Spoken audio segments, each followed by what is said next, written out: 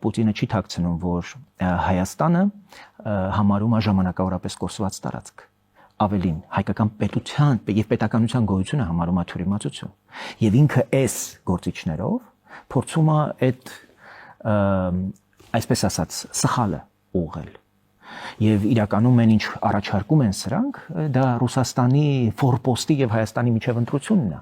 Նրանք ասում են հունիսի 7-ին դուք իրենց բերանից ոչ մի անգամ անկախություն, ազատություն, ինքնիշխանություն բառ չեք լսել։ Տեսեք, բացի երաշխավորից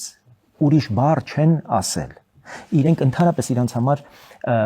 պետականությունը, անկախությունը բացարձակ արժեք չի եւ իրենք խառնում են առասարակ իրենց անձնական վրեժը եւ անձնական հողը Նիկոլի նկատմամբ ամբողջությամբ տարածում են պետության դեմ։ Իրենք ուղղակի չեն հասկանում ինչ բան է ընդդիմությունը։ Իրենք ընդդիմություն են պետությանը, իրենք կարող են լինել քաղաքական իշխանության ընդդիմություն, բայց իրենք ընդդիմություն են պետության գոյությանը։ Իրենք համարում են, որ պետություն ունենալը մեզ հակացուցված է եւ վտանգավոր։ Մինչդեռ մենք հավատում ենք, որ մեր ժողովրդի ինքնության, պաշտպանության երաշխիքն է հայկական պետությունը։